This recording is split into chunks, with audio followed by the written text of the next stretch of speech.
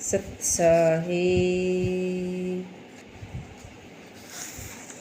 आपने कर्म मिटो न जाई, आपने कर्म न मिटो जाई।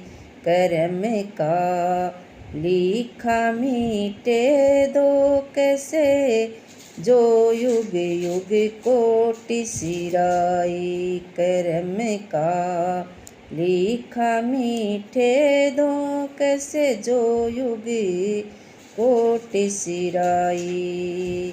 आपने कर्म न मिटो जाई, आपने कर्म न मिटो जाई। गुरु विशिष्ट मिले लगन सुदायो, सूर्य मंत्र एक दीना। गुरु विशिष्ट मिली लगन सुदायो, सूर्य मंत्र एक दीना। जो सीता रघुनाथ विवाही, पल एक संचना कीना। आपने कर्म न मिटो जाई, आपने कर्म न मिटो जाई। तीन लोक के करता कहिए वाली, बदो बिरियाई। तीन लोक के करता कहिए वाली, बदो बिरियाई। एक समय ऐसी बनी आइयों ने ओसर पाई। एक समय ऐसी बन आइयों ने ओसर पाई। आपने कर्म न मिटो जाई, आपने कर्म न मिटो जाई। कर्म का लिखा मीटे दो कैसे, जो युग कोटि सिराई। नारद मुनि को बदन छिपायो, कीनो कपि को रूपा। नारद मुनि को बदन छिपायो, कीनो कपि को रूपा। शिशुपाल की भुजायु पारी, आप भयो हरि ठूठा। आपने कर्म न मिटो जाई, आपने कर्म न मिटो जाई। पार्वती को बांझन कहिए ईश्वर ना कहिए भिखारी। पार्वती को बांझन कहिए ईश्वर न कहिए भिखारी।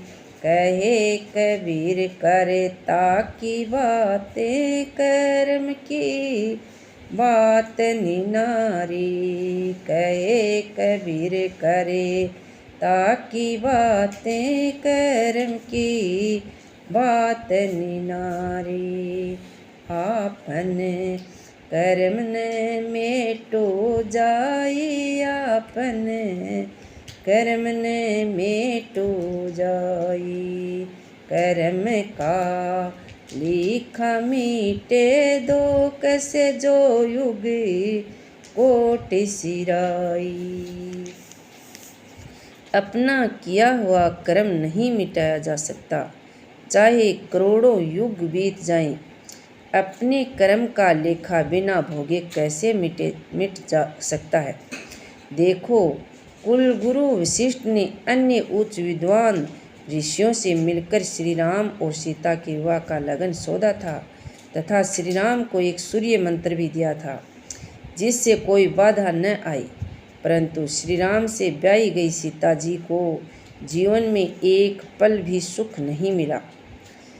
श्री राम और सीता दोनों जीवन भर दुखी रहे। बहुत से लोगों के अनुसार श्री राम जी तीनों लोकों के कर्ता थे, परंतु उन्होंने वानर राज बलि को छिपकर छल बल से मारा। फिर एक समय ऐसा आया कि श्री राम अगले अवतार में श्री कृष्ण बने। तब बाली को जरा नामक व्याध होकर अपना बदला लेने का अवसर मिला और उसके द्वारा श्री कृष्ण मारे गए। श्री विष्णु ने सौंदर्य के महाभिलाषी नारद मुनि का सही चेहरा छिपा लिया तथा वानर का चेहरा बना दिया था। जिस स्त्री को पाने के लिए वे सौंदर्य चाहते थे, उन्होंने उसे नहीं लेने दिया। इस पर नारद जी ने क्रुद्ध होकर उन्हें शाप दे दिया। इसके परिणाम स्वरूप श्री विष्णु राम हुए और पत्नी सीता का हरण हो जाने पर उनके वियोग में वन वन भटकते फिरे। तब वानरों ने उनकी सहायता की। शैशवावस्था में जब शिशुपाल को श्री कृष्ण की गोद में रखा गया तो उसकी 2 अतिरिक्त भुजाएं गिर गई, मानो श्री कृष्ण ने उसकी 2 भुजाएं उखाड़ दी हो। फिर बहुत वर्षों के पश्चात युधिष्ठिर के राज सुयोग में शिशुपाल श्री कृष्ण के हाथों मारा गया। उसके फल भोग में श्री कृष्ण को देह त्याग कर जगन्नाथपुरी में हाथों से ठूंठा बिना पंजे का होकर बैठना पड़ा। पार्वती को संतान न जन्मने पर भी बांधे न कहें और ईश्वर महादेव को उस स्थिति में भिखारी न कहें। निश्चित ही वह उनका कर्मफल भोग था। कबीर साहब कहते हैं कि ये कर्म करने वाले कर्ता पुरुषों की बातें हैं। कर्म की बात सचमुच न्यारी है। कर्ता जो शुभ कर्म करता है उसका फल उसे भोगना ही पड़ता है।